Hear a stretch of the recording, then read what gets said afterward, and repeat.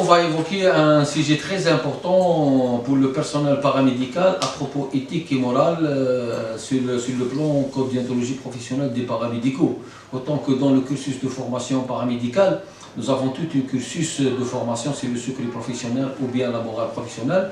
Mais actuellement, on est en train d'entamer tout un tableau en Algérie puisque nous n'avons pas un code déontologie professionnelle propre au personnel paramédical.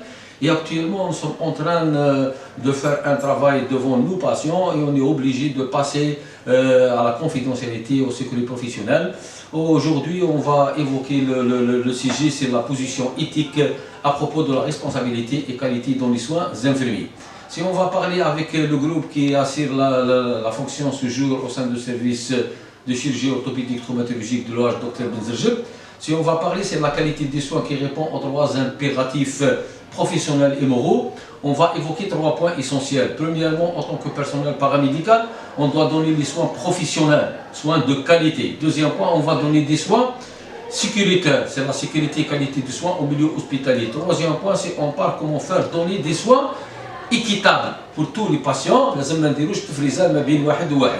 Actuellement, si on doit poser quelques questions en tant que les confrères et les concerts qui sont là, des aides-soignants et des infirmiers de santé publique qui sont avec nous, nous avons avec nous mademoiselle Sarah qui est avec nous, elle est chef d'équipe au sein de l'équipe de chirurgie orthopédique. Si on essaie de vous poser une petite question, pourquoi et comment expliquez-vous les soins aux patients?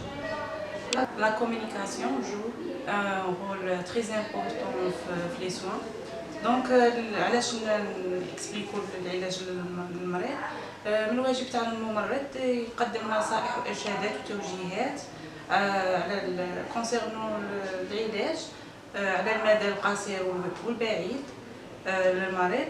ومن واجبنا ثاني نمدوا له اون بيتيت اكسبليكاسيون زعما شرح مبسط باش يفهمنا، ما ندخلولهاش لي تيرم ميديكال تاعنا وكاع، نعطوه تفسير مبسط باش نفهموا واش غادي نديروا له، واش راه يدير عندنا وكاع، باش يفهم واش راه عنده وتكون عنده استجابه للعلاج مليحه.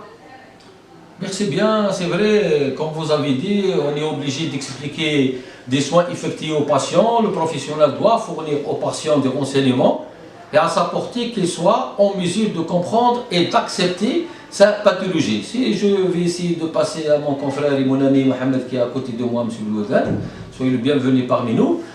D'après vous, quels sont les objectifs spécifiques vus à travers la dimension éthique? Quels sont les principaux points à discuter ensemble au sein de notre corporation? القيم الأساسية، الحقوق، عندنا الواجبات، عندنا القوانين، عندنا أخلاقيات المهنة، عندنا المسؤولية واليقظة، عندنا احترام رأي الغير وحرية التعبير. Merci bien Mohamed, c'est vrai, si on parle des droits et devoirs, actuellement on parle de la loi. Nous avons besoin de reconnaître de loi, nous avons besoin de faire un conseil de l'ordre en Algérie pour y avoir le droit et le devoir envers les patients, et en même temps on est obligé de savoir la morale, l'éthique et les valeurs, c'est tout le qiyam, les signes, les symboles éthiques, et en principe la synthèse de valeurs, la liberté, le respect des autres. Et en principe on est obligé d'être avec nous la conscience et la responsabilité. Souvent je passe à mon collègue Ngirni Mohamed qui est avec nous, ça fait plus que 6 mois, c'est un nouveau recruté avec nous, il a sorti d'un institut de formation sciences paramédicales de Mascara. C'est un type qui est plein de volonté d'aller en avant. Et actuellement, si on va parler, c'est la compétence éthique de l'infirmier. Qu'est-ce que vous dites autant que vous êtes un jeune infirmier au sein de notre structure? أخلاقيات مهنة التمريض تسمح لنا بحل المشاكل المتعلقة داخل العمل وخارجه وتسيير الحوادث الغير مرغوب فيها بطريقة عقلانية وطريقة صحيحة واتخاذ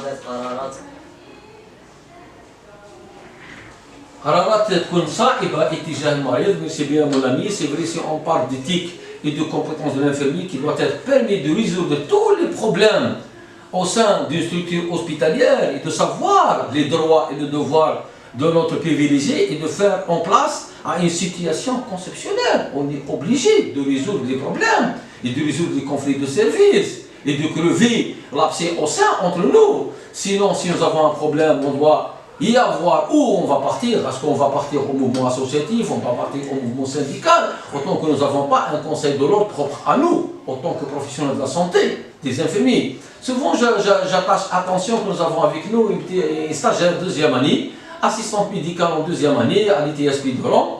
D'après vous, vous avez, autant qu'assistante et autant que vous êtes dynamique, brillante, le point de vue, quelle est la responsabilité d'une infirmière qui dispose, est-ce qu'elle dispose des outils, des références ou bien quoi, d'après votre